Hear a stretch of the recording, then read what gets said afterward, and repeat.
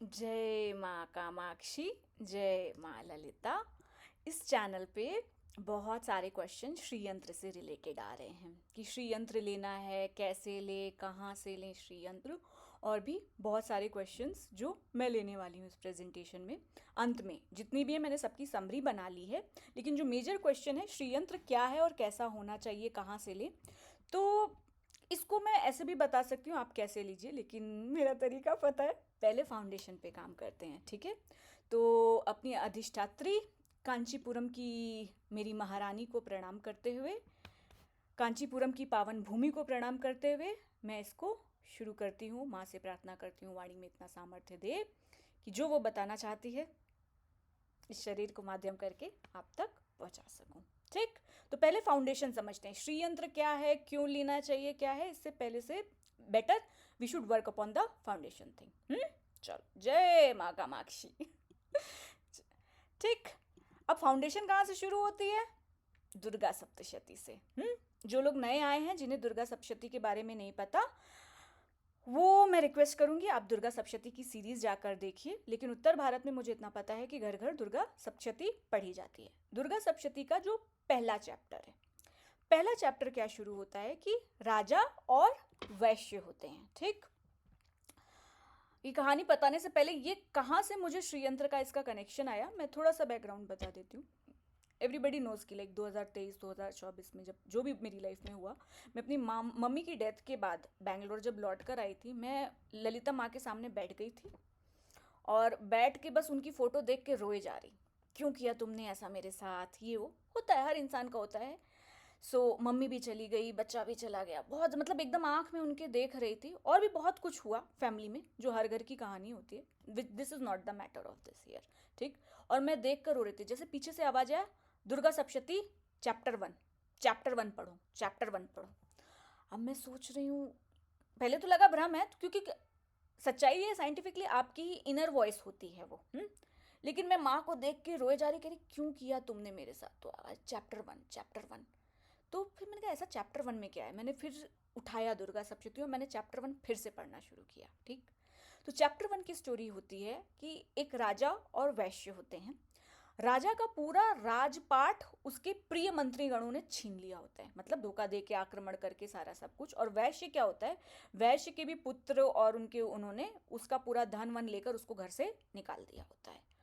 अब दोनों एकदम छटपटा रहे होते हैं, रो रहे होते हैं, जंगल में घूम रहे होते हैं। राजा वैश्य दोनों मिलता है, दोनों एक दूसरे से डिस्कस करते हैं, भाई तुम्हारे अपनों ने भी तुमको धोखा दे दिया। वैश्य बोलता हाँ भाई तुम्हारे ने भी धोखा दे दिया। तो कह रहे इतना धोखा देने के बाद, इतना कर हमारा सब कुछ छीन लिया गया उन अपनों के द्वारा, धोखा दिया गया ये, लेकिन फिर भी उनके लिए मेरे हृदय में प्रेम क्यों है? राजा बोला हाँ ये बात भी है, मुझे तो मेरा हाथी याद आ रहा है, मुझे तो मेरा राज्य का खजाना याद आ रहा है। अब जो दोनों रोए तो फिर करते करते वो एक मेधा मुनि के आश्रम में पहुंचते हैं।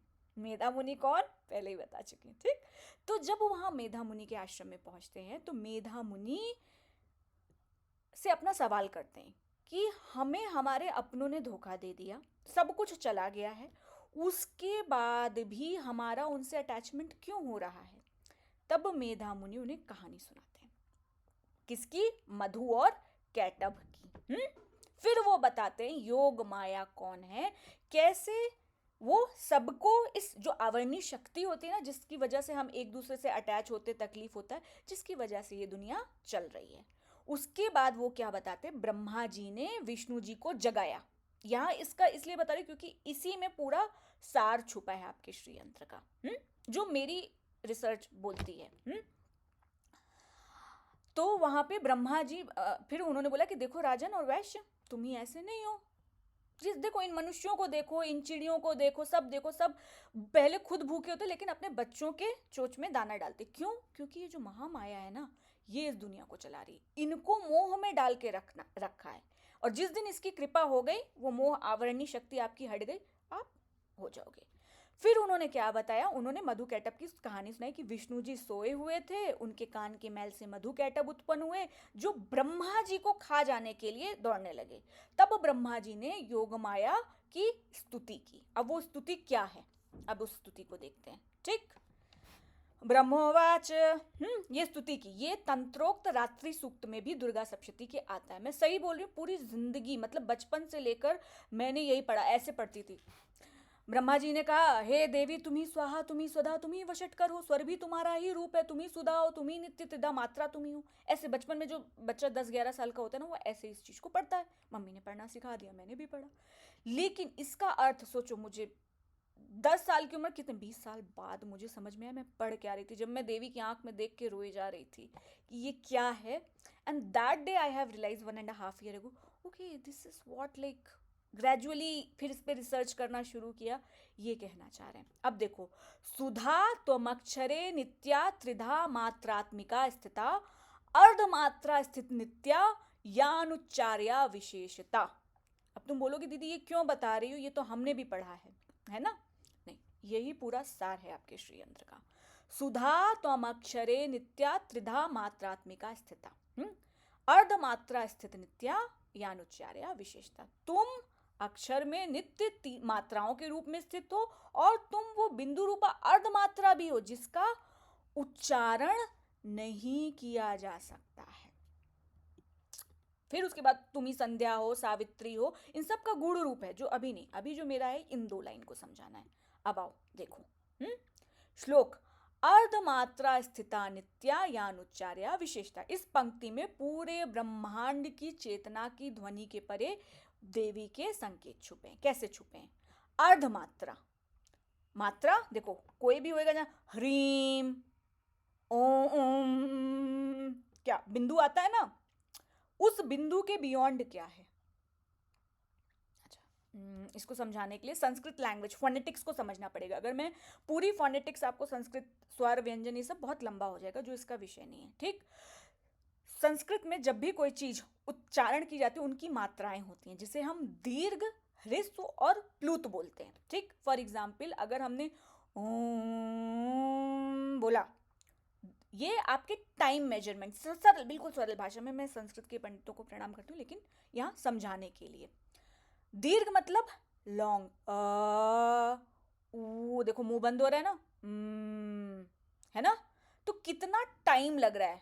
फॉर एग्जाम्पल, दीर्घ बोलने में मुझे कितना लगा, 0.5 सेकेंड, 1 सेकेंड, 1.5 सेकेंड। बोलने में 1.5 सेकेंड लगा, फिर बोलने में, तो वो टाइम मेजरमेंट, इसको क्या बोलते हैं? दीर्घ, जिसको बोलने में लंबा टाइम लगे, ह्रस्व जिसको बोलने में छोटा, और प्लूत मतलब लॉन्ग, 0.5 सेकेंड, ह्रस्व शॉर्ट 1 सेकेंड, प्लूत टाइम ज्यादा लग रहा है ना, बोलते हैं ना जब भ्रामरी करते हैं, बस वही बात है। कठिन हो रहा है, बता देना, फिर से समझाऊंगी, लेकिन एक कोशिश कर रही हूं कि मात्रा मतलब वो उस चीज को बोलने में आपका कितना टाइम जा रहा है, उस वर्ड को बोलने में। ये संस्कृत बाद में मैं बताऊंगी, लेकिन इसका मतलब यही। अब अर्धमात्रा क्या होती है? वह ध्वनि जो जन्म लेने पर प्रकट नहीं होती, अनहत नाद। इन सब से भी ह्रस्व, दीर्घ, ह्रस्व, प्लूत के बाद जो जिसका समय ही नहीं डिफाइन किया जा सकता, इन सब से टाइम मेजरमेंट, मिली सेकेंड, नैनो सेकेंड, ये सारा होता है ना, इससे भी जो सूक्ष्म होता है उसे हम अर्धमात्रा कहते हैं। ना ये उच्चारण में आता है, ना ही किसी वर्णमाला में, जिसे हम अनहत नाद कहते हैं। तो क्या बोला, देवी तुम अर्धमात्रा में हो, मतलब क्या? अनहत नाद। स्थिता नित्या, जो यहां हमेशा अर्धमात्रा में देवी जो स्थित रहती है, देवी कोई भौतिक रूप नहीं, एक चेतन शक्ति है, जो सोर्स पॉइंट है, बिगिंस, जहां से सब कुछ उत्पन्न हुआ। अब देखो आगे, यानुच्चार्य विशेषता, जिसका कोई उच्चारण नहीं किया जा सकता। देखो दीर्घ प्लूत, ह्रस्व, दीर्घ, प्लूत, इनका उच्चारण आपको टाइम पता है ना, और तुम बिंदु कर ले रहे हो, लेकिन इसके बियॉन्ड जिसका कोई अनहत नाद, ना कोई वर्णमाला है, जिसका उच्चारण नहीं किया जा सकता, वो कौन हो? वो देवी तुम हो, है ना। अब वैज्ञानिक दृष्टिकोण से देखते हैं। अर्धमात्रा, 0 पॉइंट फील्ड। देखो, एक मैनिफेस्ट वर्ड है, और काली क्या बोलते हैं? Unmanifested. So what is unmanifested? That is also Devi. नित्या, जो टाइमलेस है। अनुच्चार्य, बियॉन्ड मेजरेबल, क्योंकि एक अगर ध्वनि। आज तो अब तुम्हारे पास सारे मेजरमेंट मशीन है ना, कि तुम फ्रीक्वेंसी मेजर कर सकते हो, ब्रेन वेव कैप्चर कर सकते हो, सब कुछ। लेकिन उसके बियॉन्ड क्या है? अनुच्चार्य, जो मेजर नहीं की जा सकती। सो उस अर्धमात्रा में देवी तुम स्थित हो। तो अर्धमात्रा स्थिता नित्या, देवी वह शुद्ध चेतना है जो ध्वनि और विचार दोनों से परे, शून्यता के केंद्र में स्थित है। शून्य शून्य, हाँ, अनुच्चार्य। तो देवी को जानना है तो शब्द नहीं, मौन में है, ठीक, जहां शब्दों की सीमा समाप्त हो जाती है। अब आगे बढ़ते हैं। श्री विद्या में अर्धमात्रा, जैसे श्रीम बीज लगा ना, ह्रीम बिंदु, मूल, और ललिता सहस्त्रनाम में बिंदु से भी ऊपर जो अर्धमात्रा होती है। ललिता सहस्त्रनाम में क्या आता है? मूल मंत्रात्मिका। देवी का नाम क्या है? मूल मंत्र, जो सभी मंत्रों की मूल है और बीजों से परे। सारे मंत्र कितने बीज मंत्र में, और उन सब का मूल कौन है? देवी हैं, और उन बीजों से परे हैं, ठीक। अब यहां तक समझ में आ गया कि तंत्रोक्त, फिर से रिवीजन करते हैं। समझ में आ गया? जय मां ललितांबिका, ठीक। क्या बोला गया? देवी, तंत्रोक्त देवी सूक्त क्या कहते हैं? अब तक रिवीजन करते हैं। राजा और वैश्य एकदम परेशान थे कि इतना अटैचमेंट क्यों है। मेधा मुनि के आश्रम में जाते हैं, रोते हैं, तो मेधा मुनि क्या कहते हैं? राजा वैश्य, ये तो जो महामाया है जिसने इस जगत को चला के रखा है ना, यही कहा जाता है। और वो कौन है? उसको उन्होंने स्तुति के रूप में बता दिया। और क्या बोला? देवी जो अर्धमात्रा में है, जिसका उच्चारण नहीं किया जा सकता। अब देखो श्रीयंत्र में बिंदु क्या है? श्रीयंत्र, अब यहां तक अर्धमात्रा में समझ में आ गया ना, जिसका उच्चारण नहीं हो सकता, जिसको प्रकट नहीं, वो है अर्धमात्रा। अब श्रीयंत्र के केंद्र में देखो, होता है ना 9 आवरण होते हैं, चाहे तुम 3D देखो या 2D देखो। 2D देखो, यहाँ देखो, ये है ना, ये देखो, ये 2D श्रीयंत्र है ना,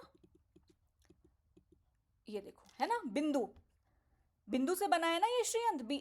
ट्रायंगल है, लोअर ट्रायंगल्स, अपर ट्रायंगल, इनके बीच में क्या है? बिंदु। तो क्या बोला गया है? श्रीयंत्र में क्या सबसे बड़ी चीज होती है? बिंदु। यह बिंदु किसी भी रेखा या त्रिकोण से अलग होता है, ठीक, ना कोई आकार, फिर भी सभी आकारों का स्रोत होता है। इसी को, बिंदु को क्या बोलते हैं? जहां कामेश्वर कामेश्वरी मिल रहे हैं, जहां राधा कृष्ण मिल रहे हैं, है ना, ऊर्जा का स्तोत्र मेन क्या है? बिंदु। हाँ, वहीं से शब्द शुरू होता है।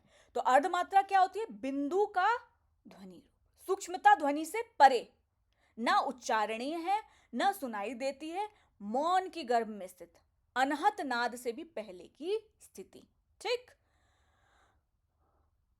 जब साधक श्रीयंत्र का करता है तो बिंदु पर टिकती है, वह बिंदु अर्धमात्रा का प्रतीक बन जाता है। लेकिन इसके बियॉन्ड भी है, ठीक, वो अभी उतना हर चीज नहीं बताई जा सकती है, क्योंकि कहते हैं ना, नर्सरी के बच्चे को PhD की चीज नहीं बताई जा सकती है। तो अभी आप बस इतना समझो बिंदु, लेकिन उसके बियॉन्ड भी बहुत सारे पॉइंट्स आते हैं। कहते हैं ना, षोडशी, षोडशी के बाद महाषोडशी, बहुत सारी चीजें होती हैं। तो इसी तरह इस ब्रह्मांड, जो ब्रह्मांड है उसके भीतर है, तो जो हमारे अंदर चक्र यहाँ सहस्त्रार तक आता है, लेकिन उसके बियॉन्ड भी हैं, ठीक, जिसे केंद्र बोला जाता है, अनस्ट्रक, है ना, भूमा। आगे चलते हैं, अब भगवत गीता को समझते हैं। अब यहां तक एक पार्ट समझ में आ गया, अर्धमात्रा। अब भगवत गीता को समझते हैं। भगवत गीता के चैप्टर 8 श्लोक 3, ठीक।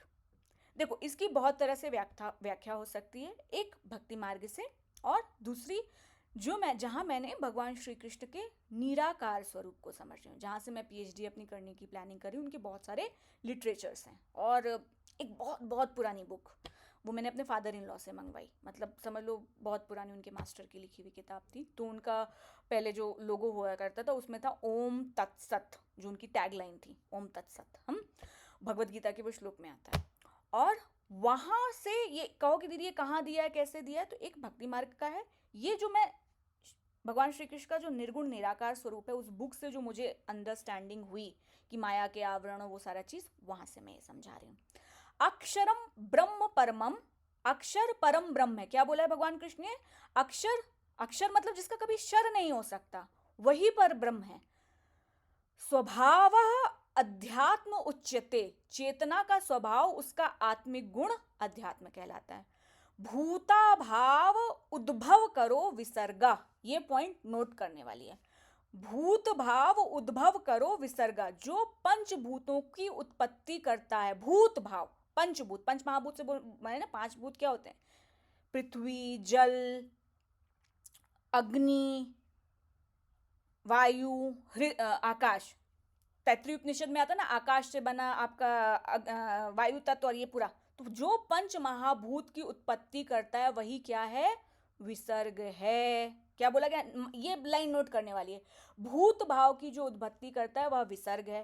कर्म संहिता, यह विसर्ग कर्म कहलाता है क्योंकि यही सृष्टि का आरंभ बिंदु है। कॉम्प्लिकेटेड लग रहा है? लग रहा है।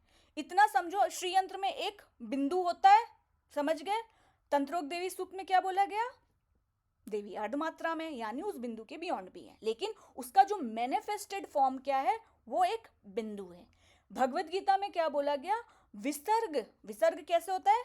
ऐसे दो बिंदु लगा देते ना, वो पंच महाभूतों की उत्पत्ति करता है और यही विसर्ग कर्म कहलाता है क्योंकि यही सृष्टि का आरंभ बिंदु है। टफ है, लेकिन अभी आगे की स्लाइड में समझ में आएगा। ललिता सहस्त्रनाम में, अच्छा इससे पहले मैंने माहेश्वर सूत्र बताया था कि शिव भगवान ने क्या किया था? डमरू बजाया था। सिद्ध कुंजिका वाला प्लीज वीडियो जाके भेजना। जब डमरू बजाया तो उससे सारे नाद उत्पन्न, ध्वनि, ध्वनि से नाद, और फिर ये सारा ब्रह्मांड, बीज, ये पूरा एक भाषा, फिर इसकी रचना हुई थी। वो प्लीज माहेश्वर सूत्र वहां जाके देखना, यहाँ लंबा नहीं करना। लेकिन अब कॉन्सेप्ट समझो। अब डमरू देखो कैसे बना हुआ है। डमरू का स्ट्रक्चर देखो। डमरू कैसे बनता है? एक डमरू को देखो, एक बिंदु होता है बीच में, दिख रहा है? बिंदु से दोनों तरफ ट्रायंगल होते हैं। अगर उसको करो तो बन रहा है बिंदु, ऐसे ही बनता है ना। तो क्या बोलते हैं? अब फिर क्या, जब डमरू को बजाया गया तो फिर वर्णमाला, सारा चीज निकला। शिव ने 14 बार डमरू भगवान शिव ने बजाया। तो देखो, बिंदु, बिंदु से एक इधर ट्रायंगल बन रहा है और इधर ट्रायंगल बन रहा है। ये बात दिख रही है ना? तुम्हें समझ में आ रहा है ना कि तो क्या बना रहे हैं? ट्रायंगल बन रहे हैं, दो ट्रायंगल इंटरसेक्ट कर रहे हैं, दैट इज कॉल्ड डमरू। आगे देखो, डमरू की बनावट देखो। ये दो गोल सिरों से बना है, जैसे दो त्रिकोण। अब श्रीयंत्र बाद में समझना। देखो, श्रीयंत्र में क्या होता है? पुरुष के ऊपर ट्रायंगल और प्रकृति के, है ना? बीच में दो पतली सी उसकी देखो कमर है। अब जब इस डमरू को हिलाया जाता है तो दोनों ओर बंधी हुई छोटी गेंदें बार बार टकराती हैं, वही टकराहट बम बम ध्वनि है। अब देखो क्या बोला? बिंदु। देवी कहाँ है? श्रीयंत्र में क्या होता है? बिंदु। उसके बाद क्या है? भगवान श्री कृष्ण गीता में क्या बोला? विसर्ग। भगवान ने देखो गीता में क्या बोला है? विसर्ग पंच महाभूतों की उत्पत्ति करता है। तो अब देखो यहां पे, अगर एक चौक लो, एक बिंदु लो और उसके साइड में दो बिंदु लगा दो। एक चौक लो, एक चौक ऐसे ऐसे ऐसे उसको करके करो तो ऐसे छिटकाव होगा। तो साइड में अगर दो बिंदु मिला दो और मिला दो तो क्या बन जाएगा? त्रिकोण। जब कंपन ऊपर नीचे फैलता है तो वो क्या होता है? त्रिकोण का आकार होता है। तो डमरू क्या है? दो त्रिकोण, एक बिंदु। अब यहाँ ब्लैक बोर्ड नहीं कि मैं तुम्हें बना के समझा सकूं, लेकिन अगर समझ में आ गया तो बोलो जय मां ललितांबिका, और नहीं समझ में आया तो बच्चा बोल देना, मैं फिर से कोशिश करूंगी इसको समझाने की। डमरू का स्ट्रक्चर क्या है? बीच में बिंदु है, साइड में भगवान कृष्ण गीता में क्या कहा? विसर्ग से ही सारे पंच महाभूत। अब इन दोनों को मिला दिया तो क्या बन गया? ट्रायंगल। दो ट्रायंगल मिले, डमरू बज रहे हैं तो सारे पंच महाभूतों की उत्पत्ति हुई और इस सृष्टि का कारण पुरुष, प्रकृति, दो त्रिकोण, एक बिंदु, कंपन, है ना? जय मां ललितांबिका। अब ओम क्या है? तो सबसे पहली ध्वनि क्या निकली थी? जब भगवान शिव ने डम डम डम डम डम बगड़ बम बम ओम निकला था। तो ओम की 3 अवस्थाएं होती हैं, उत्पत्ति, स्थिति, संहार। मुंह खुलता है ना, देखो मुंह ऐसा, फिर निकलता है। तो बिंदु रूपा, ओम के ऊपर क्या है? बिंदु रूपा। और इसके बियॉन्ड भी जो अर्धमात्रा है वो कौन है? देवी है। अर्धमात्रा स्थिता नित्या यानुच्चार्या विशेषता। लेकिन अभी तुमको देखो, अब तुम बोलोगे दीदू इसमें 1 2 3 ऐसी मात्राएं क्यों लगी हुई हैं? 6 मात्राएं कैसी हुई? उत्पत्ति देखो, मैंने बोला टाइम, आ बोलने में कितना टाइम लगा? 1। स्थिति, बोलने में थोड़ा लंबा, तो ये संस्कृत फोनेटिक्स में आता है, जो मैं बाद में एक पूरा चार्ट ताकि तुम्हारा, लेकिन समझ लो 0.5 सेकेंड अ बोलने में लगा, ऊ बोलने में कितना लगा? 1 सेकेंड, बोलने में कितना लगा? 1.5 सेकेंड। तो टोटल कितना हुआ हमारा? 0.5, 1, 1.5, 3 सेकेंड्स ऐसे करा। तो यही मात्रा जो है 1 2 3, मतलब बोलने में आपको कितना टाइम लग रहा है, उसे संस्कृत में मात्राएं बोलते हैं। तो 6। लेकिन इसके बियॉन्ड भी एक 7वीं होती है, बिंदु रूप। बिंदु के भी 7 अलग पार्ट होते हैं, अगर मैं यहाँ बताऊंगी तो कंफ्यूज हो जाओगे तुम। सो जिसे माया के 7 सर्किल कहते हैं, इसको छोड़ दो। लेकिन हाँ 6 मात्राएं, लेकिन एक मात्रा और होती है जो बिंदु के भी जाने पर आपको फर्दर डिवाइड होता है। तो टोटल 7 मात्रा होती है, लेकिन अगर इजी भाषा में अभी नर्सरी की क्लास में तुम समझो कि यहाँ सिर्फ 6 मात्राएं हैं। ठीक, अब बिंदु और अर्धमात्रा। अब बोलो बिंदु और अर्धमात्रा एक ही चेतना के दो आयाम है। बिंदु क्या है? मैनिफेस्टेड कंपन है, लेकिन दृश्य है। लेकिन इसके बियॉन्ड क्या है? अर्धमात्रा, जो अदृश्य है, अनमैनिफेस्टेड है। वो कौन है? वो देवी है। ठीक, तो बिंदु भी देवी है, जो उसका अनमैनिफेस्टेड फॉर्म अर्धमात्रा, उसका मैनिफेस्टेड फॉर्म बिंदु। बिंदु से 2 विसर्ग की उत्पत्ति हुई, उससे बना त्रिकोण, पुरुष और प्रकृति। जब भगवान शिव ने डमरू बनाया तो फिर आपका नाद हुआ, कंपन हुआ, ध्वनि हुई, वर्णमालाएं निकली, फिर सो ऑन। वो मैंने सिद्ध कुंजिका में बताया है। ह्रस्व दीर्घ प्लूत वाली कॉन्सेप्ट बता दिया है, मात्राओं से परे। वो कौन है? देवी है। अब ललिता सहस्त्रनाम में क्या बोला जाता है? मूल मंत्रात्मिका। तो इन सब मंत्रों की मूल कौन है? देवी। वहां भी आपकी अर्धमात्रा की बात की जा रही है। बिंदु और विसर्ग, सब कुछ बिंदु और विसर्ग उसी से बनता है तुम्हारा। अब श्रीयंत्र क्या है? देखो ट्रायंगल है ना, अपर ट्रायंगल, लोअर ट्रायंगल। कहां से आया? साइंस, यहां से आया। बिंदु क्या है? मां ललितांबिका का बीज रूप है। अर्धमात्रा क्या है? अरूप, मौन, उसके बाद की जो silence, manifested and unmanifested form. So देवी का नाम लेना, ध्वनि लीन हो जाना, अर्धमात्रा। सिंपल सिंपल, बहुत सिंपल लैंग्वेज में। हाँ, कोई मैं क्षमा चाहूंगी अगर आपको लग रहा है कि, पर इसको इजी बनाने के लिए। तो अब समझ में आया कि देवी कौन है। जिन्हें तुम नाम ललिता सहस्त्रनाम का पढ़ रहे हो या जिसको ऐसे पढ़ रहे हो, पूरी एक आपकी कॉस्मोस का साइंस दिया गया है। अब श्रीयंत्र पे, अब तुम्हारे क्वेश्चन पे आते हैं, लेकिन उसका जवाब देने से पहले कहाँ से श्रीयंत्र खरीदे, तुम समझो श्रीयंत्र क्या है। अब जब ये जो पूरा स्ट्रक्चर बना है ना, ये फिबोनाकी प्रिंसिपल पे बना है, जिसे हम गोल्डन रेशियो कहते हैं। ये 1.618 में आता है। इसे डिवाइन प्रोपोर्शन, जितनी भी स्ट्रक्चर है, चाहे फूल की पंखुड़ियां हैं, आकाश में, सब कुछ इसी रेशियो में माना जाता है। ठीक, फिबोनाकी सीक्वेंस में क्या होता है? ऐसे देखो, यहां हर एक अंक पिछले 2 अंकों का योग होता है। जैसे अब 1 ले लो तो 1 क्या है? 0 + 1 करोगे तो 1 आएगा। 2 ले लो तो 1 + 1 2। 3 क्या है? 2 + 1 करोगे तो 3 होगा। 5 होएगा 2 + 3। मेक श्योर कि जो पीछे के जो हैं सीरीज, ये एक what is this is a vibration pattern. अभी बताया ना कि कैसे बना विसर्ग, ये पूरा वाइब्रेशन से बना है। तो इस वाइब्रेशन पैटर्न को गोल्डन रेशियो कहा जाता है।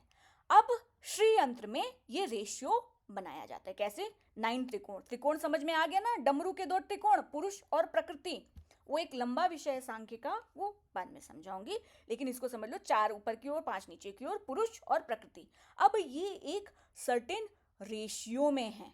ठीक, चाहे आपका भूपुर हो, चाहे त्रिकोण हो, चाहे पेटल्स हो, क्योंकि ये पूरी आपका सिर्फ यंत्र नहीं है, पूरी कॉस्मिक स्ट्रक्चर है। Everything is like measured as per like a ratio. तो इसे गोल्डन रेशियो कहते हैं। अब श्रीयंत्र में क्या होता है? बिंदु कैसा होना चाहिए? आपका बिंदु एकदम सटीक होना है, क्योंकि एक ज्योमेट्रिक पैटर्न है ना। त्रिकोण जो ट्रायंगल्स हैं वो एक प्रॉपर अलाइनमेंट में होने चाहिए। ठीक, न तिरछा न टेढ़ा, सिमेट्री होनी चाहिए। आप समझ गए? एक प्रपोर्शन होना चाहिए। अगर आप कोई श्रीयंत्र ले रहे हैं तो उसमें एक प्रपोर्शन होनी चाहिए, एक सिमेट्री होनी चाहिए। ठीक, अब दूसरी बात, ये समझ में आ गया कि आपका ट्रायंगल, ये सारी चीज, ऐसा नहीं कि आड़ा टेढ़ा कुछ भी ले लिया हमने, देख हाँ ये 9 ट्रायंगल है, ये इतने ट्रायंगल है, 10 ट्रायंगल, नहीं। एक जो ट्रायंगल और आपका स्क्वायर, पेटल्स, ये सब एक सर्टेन रेशियो में होना चाहिए, सिमेट्री होनी चाहिए। दूसरा, जो श्रीयंत्र आप ले रहे हैं वो अंदर से आपके हॉलो होना चाहिए, खाली होना चाहिए। मैं अपनी, क्योंकि तंत्र शास्त्र में बिंदु महाशून्य की बात की गई ना, तो जो अगर आपका भरा होगा श्रीयंत्र ना, फिल, आजकल क्या कहते हैं, बनाने के लिए उसको पूरा अंदर फिल रहता है, वो उतनी प्रॉपर एनर्जी रेडिएट नहीं करेगा। मैं आपको बताती हूँ अपना एक्सपीरियंस। मैं एक मंदिर गई थी, वहां से मैंने श्रीयंत्र उठा लाए। मुझे उस समय उतना नहीं पता था, तो मुझे लगा था श्रीयंत्र है, तो वो पूरा फिल था। लेकिन मैंने जहाँ से श्री विद्या ली, वहाँ से मुझे बोला गया था कि देखो ऐसा श्रीयंत्र मत लेना। लेकिन जो एक्चुअल श्रीयंत्र आता है ना, वो थोड़ा एक्सपेंसिव होता है, क्योंकि उसकी पूरी डाई कट होती है एकदम प्रॉपर रेशियो में। ठीक, लेकिन जब मैंने उसमें बहुत, मेरी लाइफ में ना एकदम मतलब बहुत सारी चीज़ें शुरू हो गई थी जो मुझे समझ में नहीं आया, क्योंकि उस पर मैं मेडिटेट करती थी, क्योंकि बॉडी श्रीयंत्र, तो वो जो एनर्जी पैटर्न था वो रॉन्ग बनना क्रिएट हुआ था। समझ रहे हो? और ऐसा ही एक्सपीरियंस मेरे गुरु ने भी बताया था कि उनके साथ भी यही चीज़ हुई थी कि जब उन्होंने एक रॉन्ग श्रीयंत्र पे मेडिटेट किया था। तो मेक श्योर कि वो अंदर से हॉलो हो और प्रॉपर सिमेट्रिक, उसका एक सिमेट्री में हो।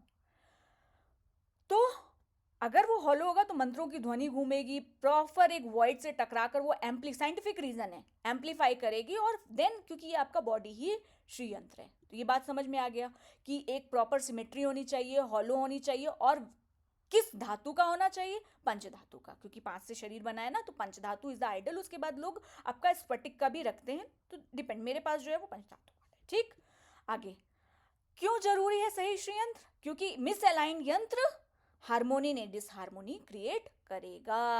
अब पूछो दीदी आपने कहाँ से लिया है श्रीयंत्र? देखो बच्चा, मैंने पहले बोला मैं इस चैनल पे ऐसा कुछ भी नहीं जिससे लगे कि, क्योंकि ये इंटरनेट की दुनिया है, यहाँ आप सीधी भी बात बोलोगे तो बोलोगे देखा अंत में आ गई से, नहीं ऐसा नहीं। आप, मैंने आपको बता दिया, अब आप चेक करो और चेक करके लो, लेकिन मेक श्योर कि ऐसा वैसा मत ले लेना, वरना इससे अच्छा है 2D श्रीयंत्र रखो।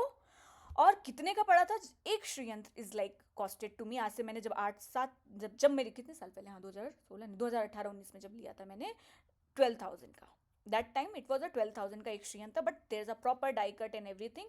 तो एक नहीं है, डिफरेंट श्रीयंत्र, उसका पूरा हम ट्रायंगल बनाते हैं, आप पूरा उसका ट्रायंगल बना के बीच में एक श्रीयंत्र और रख के उसको कर सकते हैं। और एक बात और आती है श्रीयंत्र के साथ, अगर आपके पास श्रीयंत्र, मेक श्योर कि किसी कपड़े से, मतलब एक देवी का जो चोला होता है उससे प्रॉपर उसको ढक के रखो, किसी दूसरे की नज़र, क्योंकि वो आपका एक एनर्जी फील्ड है, आपकी बॉडी ही वो श्रीयंत्र, क्योंकि उससे कनेक्ट कर रहे हो ना, है ना, तो देवी है ना, तो बस इतना समझो कि उसको प्रॉपर एक ढक कर रखना है। अगर कोई देवी की मूर्ति है या श्रीयंत्र है, ऑलवेज मेक श्योर कि दूसरे की नज़र उस पर ना जाए, वो आपकी एनर्जी है, उसको प्रॉपर ढक कर रखो, दिखावे का नहीं है। इसलिए मैं यहाँ कोई श्रीयंत्र अपना नहीं दिखा सकती हूँ, बहुत फ्रैंक बात है। ठीक, चलो आगे बढ़ते हैं।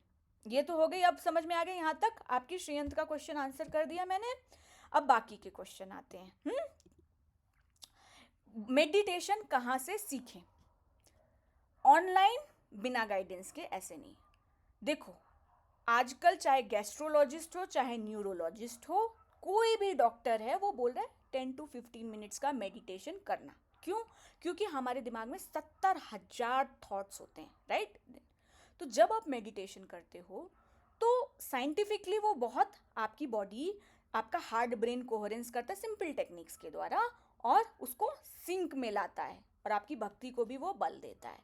तो कभी खुद से मत करना।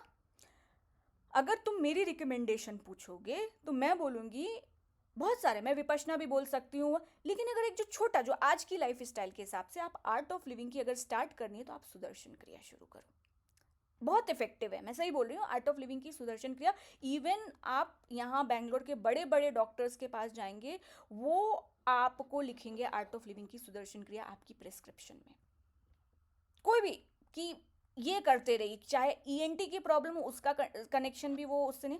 तो इनिशियल स्टेज पे सुदर्शन क्रिया करिए, और उसके बाद बाकी उनके एडवांस प्रोग्राम, ये सारी चीज़ होती हैं, डिपेंड करता है। लेकिन अगर करना ही साइंटिफिक माइंड से, आप जाके सुदर्शन क्रिया कर सकते हैं। बाकी आपकी इच्छा, बहुत सारे मेडिटेशन प्रोग्राम्स हैं जिसमें आपका दिल आ जाए। मुझसे पूछोगे तो मैं ये बताऊंगी, ठीक, टू स्टार्ट विथ। हाँ, दूसरा कुंडलिनी मेडिटेशन। भाई थरथरा गए हम तो सुन के, नहीं कभी नहीं, अपने आप नहीं। क्यों करना है? इतना आसान, भगवान का नाम है, भगवान का, ललिता माँ का रूप है।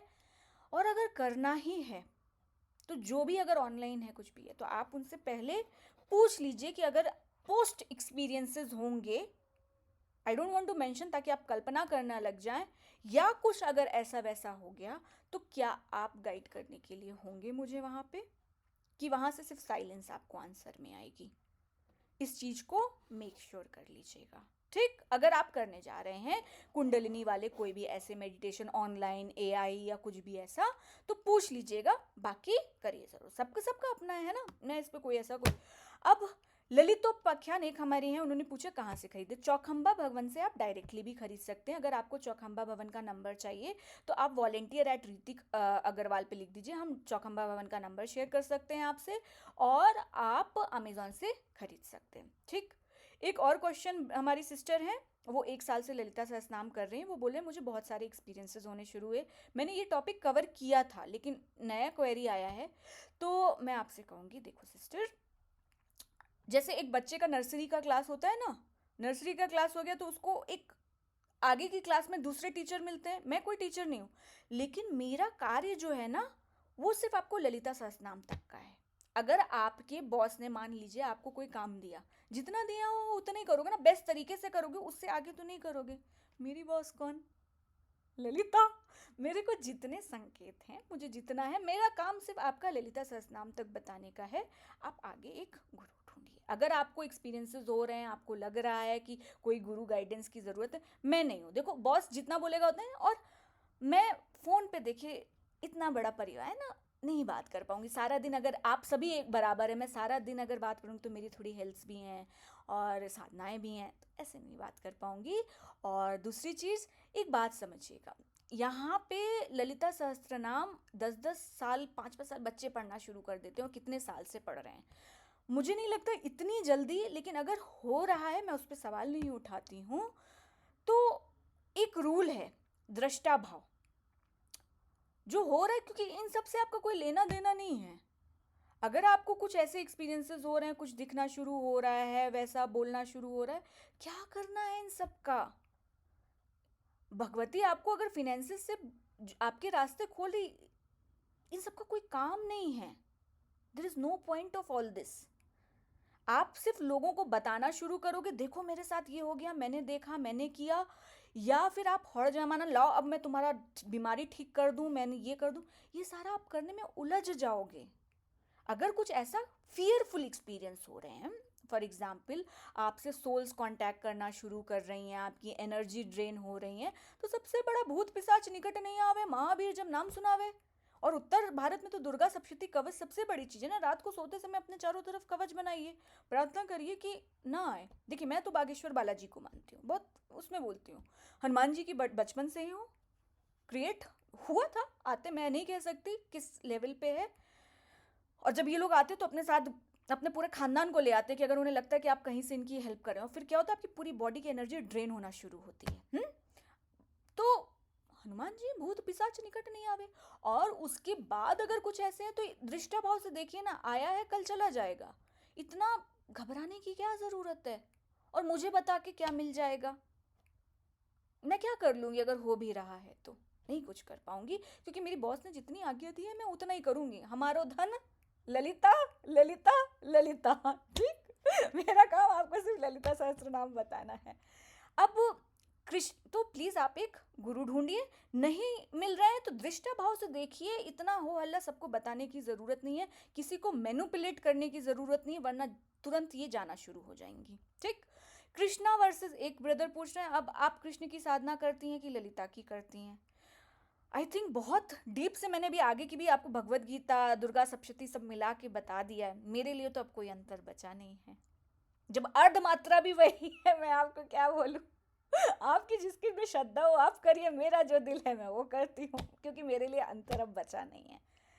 एक सिस्टर हमारी बहुत प्यारी सब्सक्राइबर है, वो बोली उनकी फैमिली इश्यूज आ रहे हैं, कैसे हैंडल करें। देखो मैं कोई साइकेट्रिस्ट तो हूँ नहीं, या मैं कोई फैमिली इशू सॉल्व करने वाली नहीं हूँ। हाँ, लेकिन मैं ये कह सकती हूँ ईमानदारी से कि मैं भी इंसान हूँ। ऐसा नहीं कि मैं परफेक्ट हूँ, मैंने भी अपनी लाइफ में बहुत गलतियाँ की हैं और उन गलतियों से सीखा है। और इंसान की जो कॉन्शियसनेस होती है ना, वो ग्रेजुअली इवॉल्व होती है। ऐसा नहीं कि जो 9-10 साल पहले मेरी जब शादी हुई थी तो मैं भी एकदम परफेक्ट, नहीं नहीं नहीं, बहुत गलतियाँ की हैं अपनी। जब इंसान इंट्रोस्पेक्ट करता है ना, तो उसे पता चलता है कि नहीं नहीं, मुझे अभी तक तो सामने वाला गलत लग रहा था, लेकिन जब आप मेडिटेशन में जाते हो दृष्टा भाव से, तो आपको लगता है आप भी गलत हो, सिर्फ दूसरा नहीं है। तो धीरे धीरे वो कॉन्शियसनेस इवॉल्व होती है ना। अगर कोई फैमिली इशू है, माँ भगवती को सरेंडर करिए, बोलिए जो है सॉल्व करिए, इसमें मैं मदद नहीं कर पाऊंगी आपकी। ठीक, क्योंकि मैं खुद अभी एक्सपीरियंसेस से अपने सीख रही हूँ। चलो, और लास्ट मैं यही बोलूँगी, इतना मैं जो साइंस आपको बता रही हूँ इसलिए बता रही हूँ क्योंकि मैं बहुत सारी मेडिटेशन ऑर्गेनाइजेशन से, कुछ किसी का नाम नहीं लेना चाहूँगी, 2013 से, हाँ, कहीं तो पूरा हिंदू सनातन को लेकर चलते हैं और कहीं कहीं निर्गुण फॉर्म होता है, तो उनका भी वो नहीं। लेकिन वो क्या होता है, जहाँ आप बोलोगे आप देवी साधना में हो, वो बोलेंगे अरे ये कोई तो तांत्रिक मारण मोहन वाला आ गया है, फिर बोलेगी तुम्हारी देवी कल्पना है। तो ये सारा चीज हटाने के लिए कि कोई कल्पना नहीं है, ये जो तंत्र की किताबें हैं पूरी प्योर साइंस हैं, इसलिए मैं आपको साइंस बता रही हूँ ताकि आप समझो और किसी जो ऐसे ऐसे क्वेश्चंस आते हैं उसमें मत फंसो, अंधविश्वासों में, तंत्र के और लोअर लेवल जो तामसिक चीजें हैं ना उसमें मत जाओ। मेरा बस पर्पस साइंस बताने का यही है आपको। और लास्ट में life is preparation, death is examination. पूरी जिंदगी चाहे आप कृष्ण का नाम लीजिए चाहे ललिता का नाम लीजिए, इस तरह से लेना है कि आपके सब कॉन्शियस में वो न्यूरो पाथवे एकदम पक्का हो जाए, कोई और संस्कार बने ही ना। तो पुनरपि जन्मम पुनरपि मरणम भज गोविंदम मूढ़मते। देखो मेडिटेशन आपका ध्यान मार्ग जो है दिमाग को रिलैक्स करने, बहुत सारी बीमारियों समय, लेकिन कहो कि बहुत टाइम मेडिटेशन आप नहीं बैठ सकते क्योंकि क्यों, इस शरीर की ज़रूरत होगी ना। लेकिन भगवती बहुत परीक्षा लेती है, कहती जिस शरीर का भी तुम्हें अहंकार है ना उसको भी दिखाती हूँ। तो लास्ट में क्या बचता है, कॉन्स्टेंट रिमेम्बरेंस ऑफ गॉड।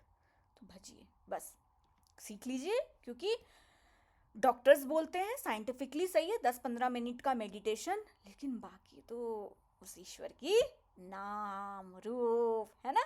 और बाकी का आप टीचर ढूंढिए जो आपको आगे बता सके। सारा समय चाहे गोविंद भजिए चाहे ललिता भजिए, कोई अंतर नहीं है। तो ये कर्म मैं अपनी कांचीपुरम की महारानी माँ कामाक्षी को समर्पित करती हूँ। सभी दिव्योत मानवोत सिद्धौत गुरुओं को प्रणाम करती हूँ, और जिन तक पहुँचना है माँ से प्रार्थना करती हूँ तक पहुँच जाए, और आपसे भी है आप लिख दीजिए माँ ललिता, किसी और तक भी पहुँच जाए, है ना। चलो, और कुछ दिन तक वीडियो अभी थोड़ा सा ब्रेक रहेगा, ये थोड़े कुछ इंपॉर्टेंट क्वेश्चन थे जिसे मैंने आंसर किया है। तब तक भज ललिते ललिते ललिते वही काम आएंगी।